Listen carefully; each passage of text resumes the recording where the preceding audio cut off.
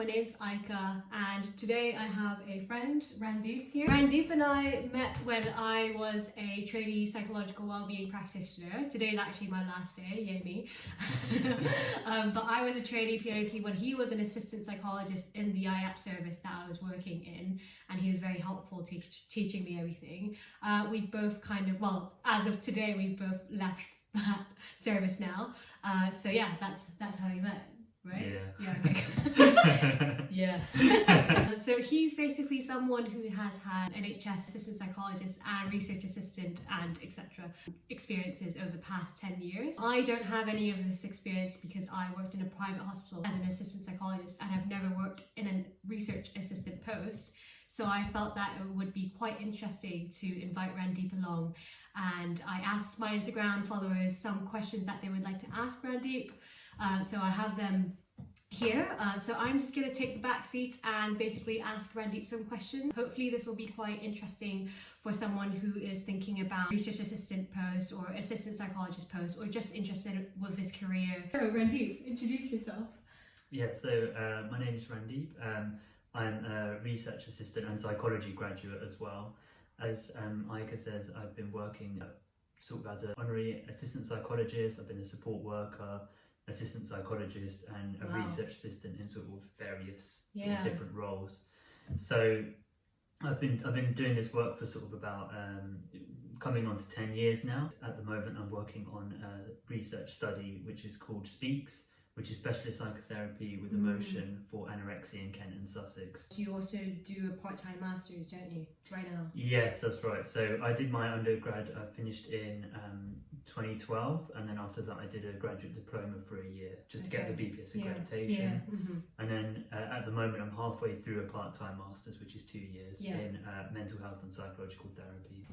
So thank you all for all the questions that you sent in. We basically categorized it into 3 different categories. So the first category is general questions to Randeep about his general career, his general experience, things like that. The second part will be on assistant psychologist questions. So a lot of you had lots of questions about that, given that Randeep has, a wealth of experience as an assistant psychologist. And then the third section will be research assistant questions, and then the fourth one will just be miscellaneous questions.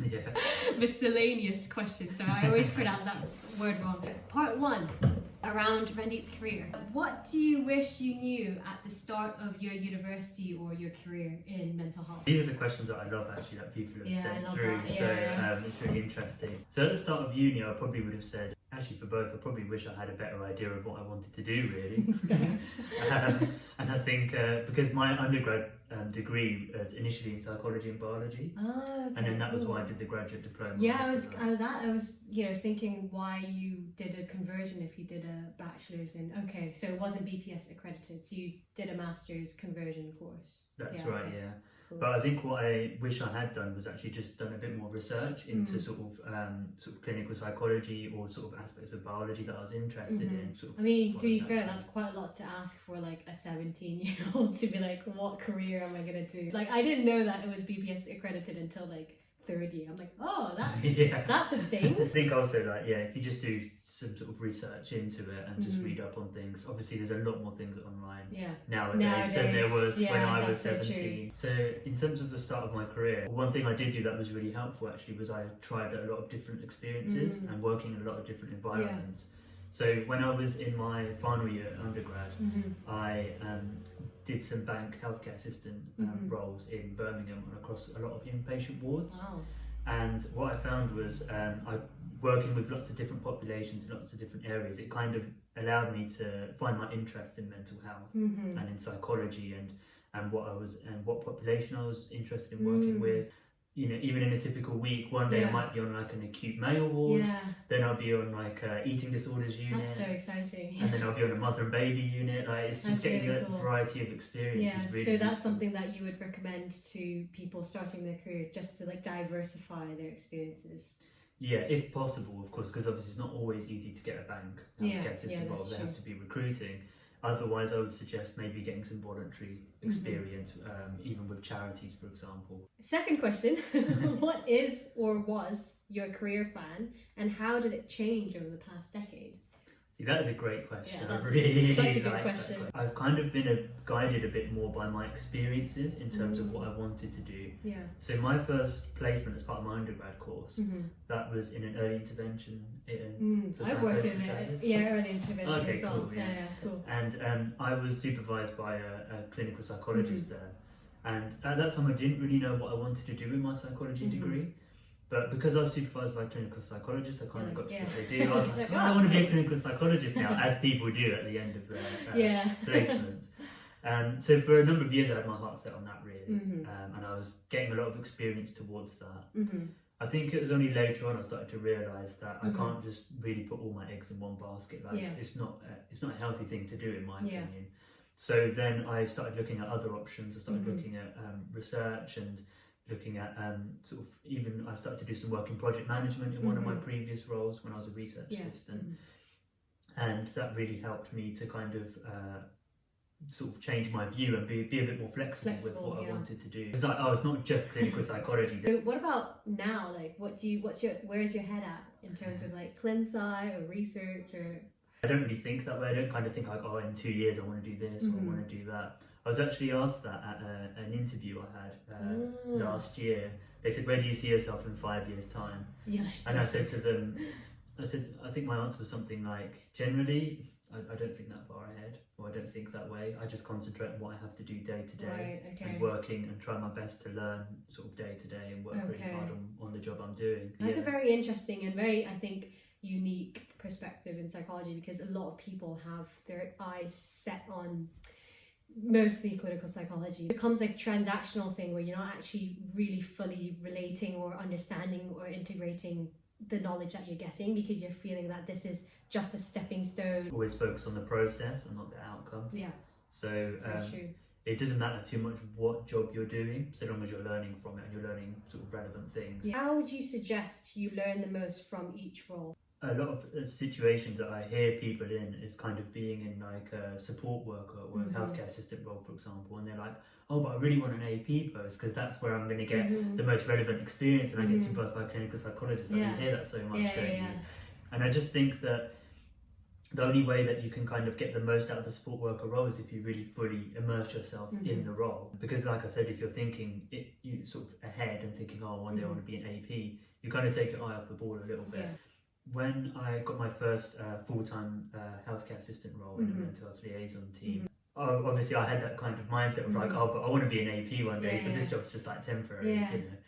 And a few months into that role, I started applying for AP jobs, and I must have applied for about 50, 60 jobs and not got anything back. As you say, like, you hear about that quite a lot as well. And then what happened was I kind of just, in a way, almost gave up on the AP thing, and I just thought, you know what, like, I'm just going to be a support worker and then I'll apply for the doctorate and see what happens. Kind of gave up and accepted that I was a healthcare assistant. I was like, this is it. This is how I'm going to do it. And then for the next like 6-7 months, I just really got into my healthcare assistant role.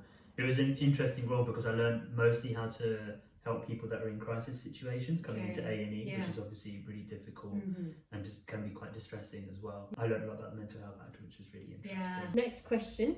Which experience is the most valued and which one did you wish you didn't do? This is you typing so badly that I can't read it. We got there in the end. But that, again, that's a really sort of thoughtful question and really interesting. It's a good question. So in terms of the most valued, I would have to say probably the assistant psychologist role. My first one that I did. Your first one. And where was that, sorry? So that was in a secondary care psychological therapy team, which was linked to a CMHT. Okay. And I was there for a CMHT? Sorry, community mental health team, for those of you who don't know. So why was that? I think it was mainly because it was kind of what I made of the role, I suppose, while I was there.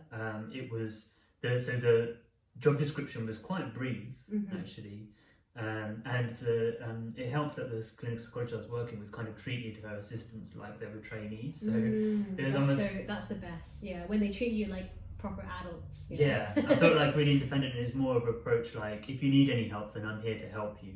The art psychotherapist in the team asked my supervisor if I could co-facilitate her art psychotherapy group. Oh, that's so cool. And I did that for a year. It was art psychotherapy, so psychodynamic psychotherapy. But to have that experience and to be part of it, because obviously as an AP you don't normally get to see get that kind of experience. Well, sort of talking about a lot of the psychodynamic processes that were going on in the group, and the processing of emotion, and how patients were using their art therapy, sort of the making process, as their way of processing psychologically what was going on for them. That was an unbelievable experience. And what about which one would you wish you didn't do? So, we've discussed this one at length. Be as diplomatic as I can, really. I would have to say, I should put this into context, there was a point where I was interested in being a CBT therapist, and I did get interviewed for a trainee CBT therapist. I didn't get the post, obviously, and it was because I didn't know enough about IAP, like I hadn't worked in IAP before. Okay. So I applied for the assistant psychologist role in IAP, which is obviously where I met you. Yeah. And that wasn't why I regretted doing the job, obviously. I think the reason why I would say it was probably my least valued was it probably wasn't what I expected. It didn't meet my expectations. The role was very limited in terms of like what I could do in the job. Yeah. And a lot of it was based on previous experience I already had. So like, you know, doing clinical work using a CBT model, or doing sort of service evaluations. Like I'd done that stuff before. Right. Okay, so next question. Would you suggest pursuing a career as a clinical psychologist or as a psychotherapist? Oh, that's a fantastic question. It's a good question. And one that a lot of people probably do need to think about actually, if they're getting experience in the field. My personal opinion, psychotherapy training is probably more, the teaching is probably more detailed, I would say. It's probably more in depth. I think certain aspects of it, like having like the requirement that you have to have personal therapy as part of the training. I like that the most. So sorry, with psychotherapy training, which one are you focusing on? Like psychodynamic psychotherapy, right? That's what I was referring to. So you say that psychotherapy training probably is more detailed. What about, you know, against clinical psychology? Well, obviously I can't say about clinical psychology because obviously I haven't had the training, but from conversations that I've had with trainees that I've worked with and trainees that I know, is that a lot of the training doesn't quite meet the expectations that they had. But I don't know if some of that comes from people really sort of idolising the course and thinking it's going to be like the most amazing training experience. So I think some of it comes from that as well. Clinical psychology gives you training, gives you aspects of different models, like little bits of different models. Whereas psychotherapy would be more like focused on a specific very specific like approach. A really good point about the kind of requirement to have therapy yourself. Like I agree to that so much, in that counselling psychology doctorate has that requirement, but somehow clinical psychology doctorate doesn't. After reading a lot of books by actually like this guy that I really like, that I've mentioned like a gazillion times on my Instagram, like Irvin Dialom, who's like a standard psychiatrist. I love him so much. He always he tests out all the different kinds of therapy. He does it on himself. Like he goes to random people and just tries out different therapies and like deals with his own stuff, you know. This is so like hypocritical because I don't have therapy right now, but I feel like if I could afford it, it would definitely be something that I'd be interested in engaging in. I should mention as well that I had personal therapy a few years ago and it was really beneficial, but I also think about it from a patient's point of view. If I was seeing a clinical psychologist that hadn't had their own personal therapy, I'd be like, well, you've never been in my shoes before. How are you going to help me? Yeah, that's a really good point. And also the idea around like counter-transfer or like transference, counter-transference, where, you know, if the psychologist hasn't processed their own prejudices or difficult emotions that they have, they wouldn't know when a patient is triggering it in them, and they'll, you know, end up in that paradigmatic of like therapist and patient. They, you know, the negative emotions that they bounce back to the patient like would just be completely unwarranted, and we have the, I guess, professional responsibility to deal with it ourselves, because we're literally in such a privileged place to be a part of someone's recovery. Anyways, I digress. Next section. That was really well put. Thank you. Next section is assistant psychology questions. So the first one is, what experience do you need to become an AP? The main experience that I had that helped was being a healthcare assistant, and also doing some honorary assistant psychologist roles. Now, I wouldn't recommend them as such because I know they're quite controversial. There's a lot of debate about. I have talked badly about honorary, but I've been an honorary as well. But there's a lot of issues with that. Yeah, the one thing I would say, it's really hard to not recommend or to see it from both sides when you've benefited from that role. It would help to do jobs or roles that are really involve you sort of caring quite a lot for people, and it could be anything really. It could be working for charities like Samaritans or Mind or those sort of helplines are a really good experience to get. Next question. What skills should I try to get out of my healthcare assistant role and support worker role to get an assistant psychologist job? Okay. Funny enough, we already talked about this. Like, don't think about it that way. Yeah, I suppose there has to be some sort of end goal that stays at the back of your mind. Yeah. Like we said, make the most out of that healthcare assistant role.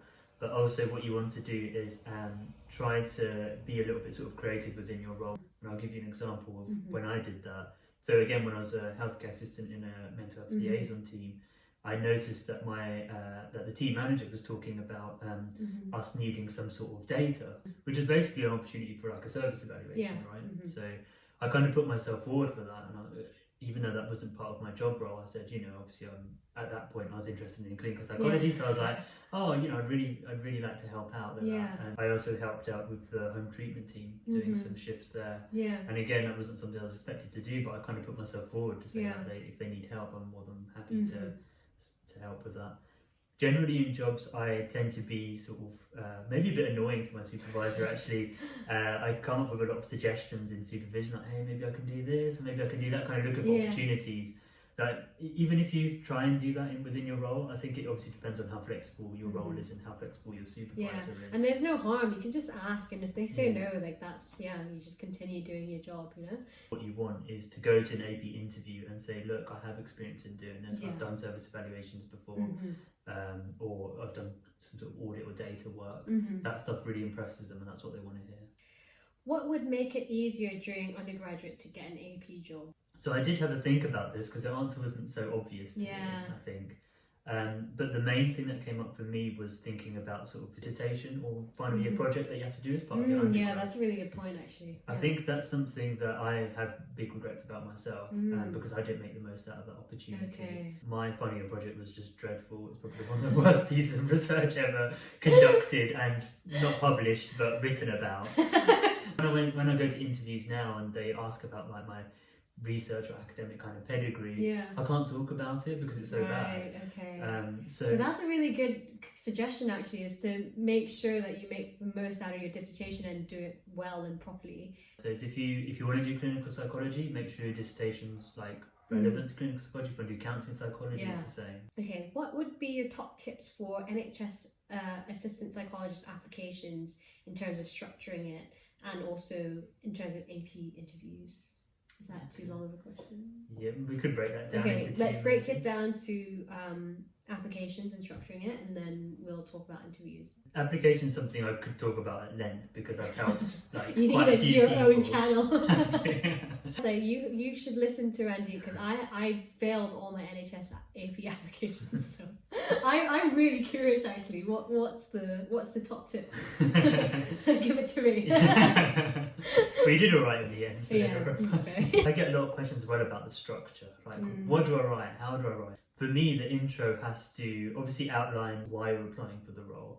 But when you write your intro, it's really important to put in a little bit that gives you a bit of a personal touch or a bit of uniqueness that kind of outlines your passion of why you want to do this sort of job. Okay. Right. So it can't just be something straightforward like, I want to help people. That's what I want to do. Yeah, I was thinking like it could dangerously fall into the trap of being like generic or like cliche. Like, how do you avoid that? I suppose it's something that you might have to figure out over time. Each of us has to have our like own unique sort of reason for wanting to be able to do this sort of role. I'm not saying you have to put that personal reason in the application, but if you can just sort of talk about it as much as you feel comfortable in a sentence or two in your introduction, the recruiter who's reading it will instantly stand out to them because it's personal to you. In terms of the main body, I suppose if you think about assistant psychologist jobs, trainee clinical psychologist or even clinical psychologist, there's four main parts of that job. So there's obviously the clinical part, the research part, the teaching and supervision part, and then there's the sort of research part or sort of audit and service evaluation part, And so you want to have maybe like 2 paragraphs for clinical experience, 2 for research experience. So many paragraphs. Yeah. I mean, they don't have to be long, but oh right, okay. So like few sentences or like proper paragraphs? Like 4 or 5 sentences in a paragraph. That's quite long, no? Do you think so? I don't know. Okay. I mean, depending on your experience, obviously you could cut it down. You could have like 2. I can't say anything right now because I've never actually got these jobs. I was like, that's really long. Like if you have you have 8 body paragraphs. That you're looking at me like that's normal. Yeah, why not? But that's 8 body paragraphs and an introduction and an ending. No, so what you'd have is so you wouldn't need 2 paragraphs for your teaching and education. You can just maybe put a few sentences for that, and also for clinical audit and service evaluation work, you can put a few sentences for that. Okay. Those don't have to be 2 paragraphs. That would be way too long. Yeah. In terms of sentence structure, I suppose you could break it down into 3 different parts to write about. Yeah. Outline the skill and knowledge that you have.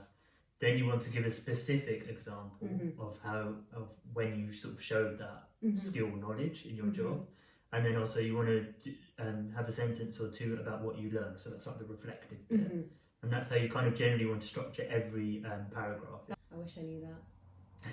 That's why I didn't get any jobs. We want to kind of outline a little bit about ourselves and kind of make it relevant to the job, which is not an easy thing to do, but you can try it. So for example, you could say, through my sort of professional experience, I've built my emotional sort of awareness and resilience, and that helped me last year to complete the London Half Marathon. Any top tips for AP interviews? I don't know if I'm going to give top tips, but I can dispel some myths that people have, because I've kind of been looking recently online at what people have been talking about, kind of what questions people have been asking, what's kind of trending, as it were, online. I don't know if that's the right word. I see a lot of people kind of asking about specific questions, so for interviews. So so somebody might say, has anybody had an interview in a learning disability service? What sort of questions did they ask, sort of thing? And I think that's an okay approach to have to an interview to an extent. There will be things that they ask you that maybe you don't know about, and they're the questions where people kind of might worry or might stress about, what if they ask me something I won't know what to say. It's a skill to be able to go into an interview like that and be able to think on the spot and give an answer. I've been to interviews where they deliberately ask you things that you don't know about, just to see how you react. Speaking from personal experience, I've had interviews where I've absolutely smashed them. I've got them nailed it on point, and I didn't get the job. Yeah, and a lot of people can maybe relate to that as well. On other occasions, there's been interviews, like when I interviewed for the IAP service, where I was like, no chance I got that one, and I ended up getting the job out of 200 applicants. Wow. So what I would say is, it's about again, it goes back about luck, guys. Most of the time, most of it's luck. When you go into an interview, just focus on the things that you can control, and there will be a lot of things that you can't control. If you do get that rejection, obviously you're going to be upset and disappointed. That's completely understandable. But what I would say is your next question in your mind should be, well, what can I take? What can I learn from this? From my personal opinion, it's probably me being a bit cynical, but sometimes you can do so well in an interview, but they want to employ someone else, and then they're kind of scrambling for reasons to kind of turn you down. So when you ask for feedback, it's not always helpful. And you're just like, so great, like what? And because it's so competitive, and also, in my assistant psychologist video, I talked about how some posts are just given out, but they know exactly who they're gonna have anyway. So they kind of already have an idea of like who they're going to interview. So like a guy like Randeep, who has like 10 years of experience, who like smash an interview, will still not get the job because they know this other person knows the job, and it's just like easier for them to like not have to meet like a new person, right? I'm really glad you mentioned that, actually, because that's the reality. That's what happens, and it is tough to take, but from a personal perspective, you can still take a lot away from that interview. How do you cope with the uncertainty of AP jobs often being temporary for 12 months? I have to say, I actually found it really difficult, sort of when it was coming up to that 6-9 month kind of period of time that I'd been there. It was a bit like, am I going to get another job? If I don't, do I have to go back to being a support worker? I had all these sorts of thoughts going on in my mind. And I suppose coping with the uncertainties, it's just about being prepared, really. Just kind of look a bit earlier, obviously, give it a few months before sort of your contract ends, and then you can start looking and applying for jobs. Okay, what is the hardest thing about working as an AP? The thing I probably found most difficult, and it's maybe just a personal thing actually, was when I was doing clinical work for the first time, sort of using psychological models. So my first AP job, I found that really difficult, particularly when a lot of emotions came up. It can, even if you are quite a sort of stable, emotionally aware kind of person, it can be quite difficult for you to absorb and be aware of different emotions that come up in the session and the impact it can have on you. And if you're not careful, actually what can happen is you can end up finishing sort of your shift and going home and kind of taking a lot of that with you, and it can affect you in ways that you're not even aware of. Why are AP jobs so competitive, yet they advertise so many jobs even more than pure APs? Yeah, so this was one that I thought, I wasn't sure about. Is that true? Is that true? I mean, it can seem like it because trainee PWP roles, they kind of come up at set times in the year, don't they? And they usually come up like once or twice a year, all in one go. Whereas with AP jobs, they're kind of staggered throughout the year. I think so. Maybe there's an illusion that there's more AP jobs, but in fact, actually, PWPs just have very set times where they advertise. Maybe I don't think it's true. I mean, we'd have to count the places on the training. Allow that. Okay, so is it more difficult to get an AP job in the NHS compared to private companies?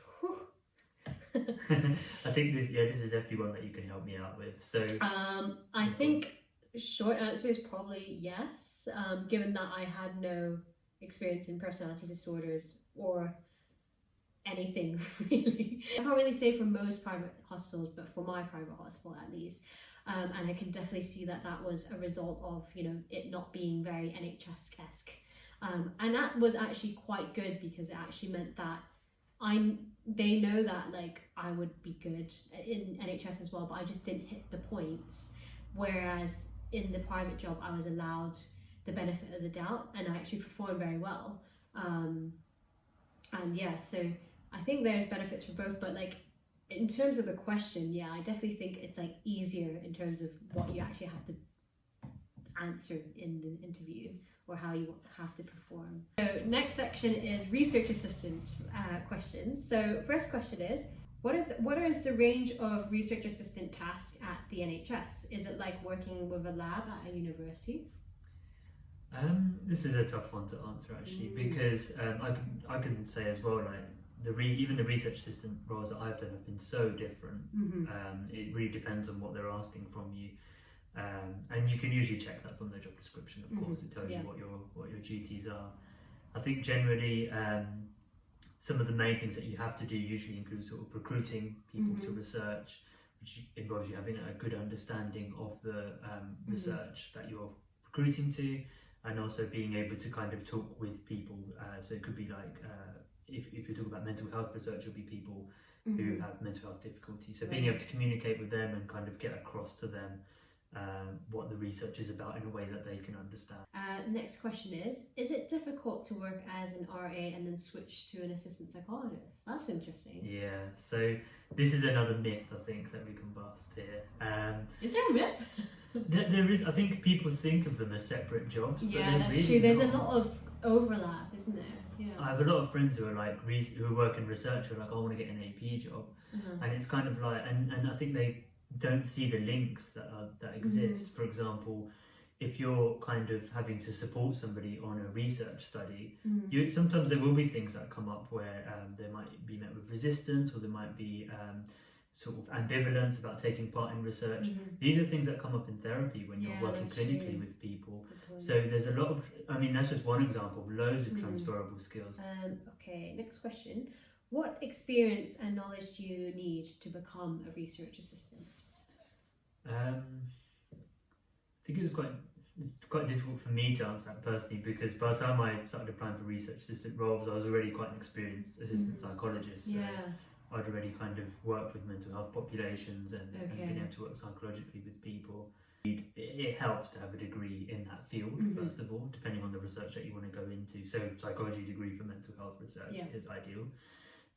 In terms of sort of training and things that you could do, there's training that's required for all research assistant roles called Good Clinical Practice, and that's sort of posted by the NIHR. So that's something I'd really recommend you sort of do the training on. It's free and it's online. You might as well do it. You get a certificate at the end, so you can feel good about it. Yeah, why not? So that's always a really good option, and that will really help you when you're answering questions. For NHS research assistants? Like, do they test you on like statistical abilities and things like that? Again, like the number of research assistant roles vary so much that there could be some that require you to do statistics.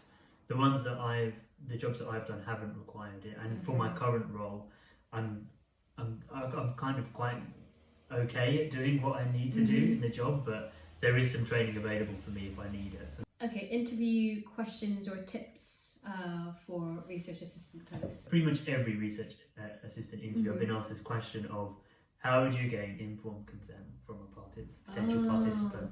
Every single interview asks the same question, and I pretty much give the same answer because I've rehearsed it so many times. So that's something to really like read up on, because and that will be a part of any research assistant role. So that's something to really sort of look into. The other one is, so the other skill I suppose that you want to be able to talk about in an interview is about communication and building relationships. For any research project, you have to be able to have those communication skills and build relationships. I'm not talking about just with potential participants for the research. I'm also talking about the team as well. Yeah, really important. Day in the life of a research assistant. Oh gosh. That's the last question. I wasn't looking forward to this one because, like I say, there's so much variability in the duties that a research assistant can do. It really depends on what your job is. So what about maybe like talk about right now your research assistant post? Like, what do you do on an average day? I mean, you just have to really be like a jack of all trades. So certainly the job I'm doing at the moment. So just to give a bit of context, so the study I'm working on is a feasibility trial looking at whether a new sort of psychotherapy can help people with anorexia. And so it's not a randomized control trial, but I'm very much involved in everything to do with the project. So whether it's recruiting participants, collecting quantitative or qualitative data, whether it's liaising with, so I have to manage another site as well, and sort of help them to conduct the research. Whether it's like data collection, informed consent, you name it, I have to do it. I even do a monthly newsletter to keep everybody up to date with what's going on in the study, because there's so many people working on it. Next question. Are APs expected to know how to do complex statistical analyses? Did you get any stats training? I didn't get any additional stats training from my undergrad, from which I learned very little anyway. The quick answer is yes, I do a little bit. I suppose. But it wasn't anything that I wasn't expected to like. It wasn't anything I didn't already know, I suppose. So it was like using SPSS. Especially for one of my honorary assistant roles, I had to do a lot of data input and then analyse using SPSS. And then I didn't really receive any extra training, I suppose, because it's kind of expected as a psychology graduate that you would know that from your undergraduate sort of learning. There's a lot of teams or sort of organisations that can help with statistical advice if you need it. Final section now, which is miscellaneous section.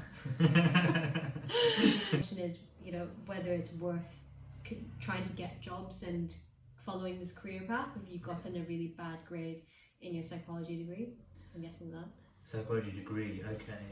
Yeah, because that's something that's often asked about as well. People who might get like a 2-2, which is not or like a low 2-1 as well.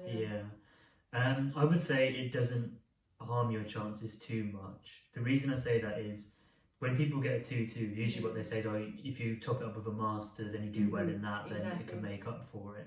I think generally most psychology graduates need a master's because it's getting to that kind of level, isn't it? Yeah, it's like inflating now. So either way, you're gonna want to get a master's. Last question is, how can someone who's a psychology graduate from India get into the NHS? Okay. Honest answer is I have no idea.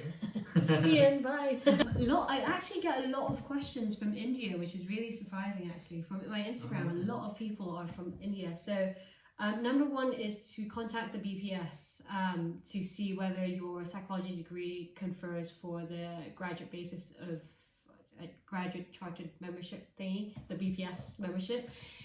Contact them.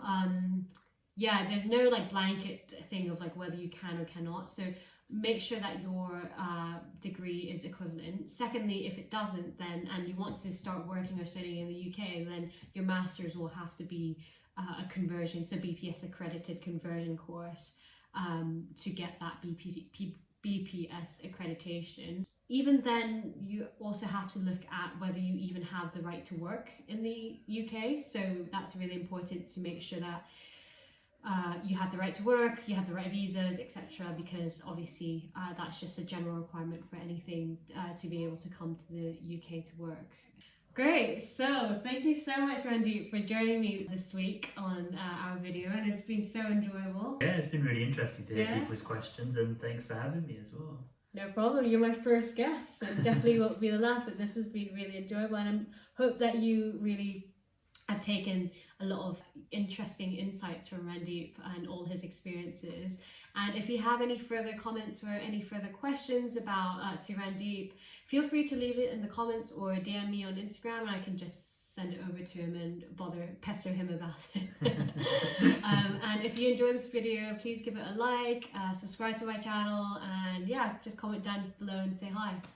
So see you next week. Bye. See ya. Bye.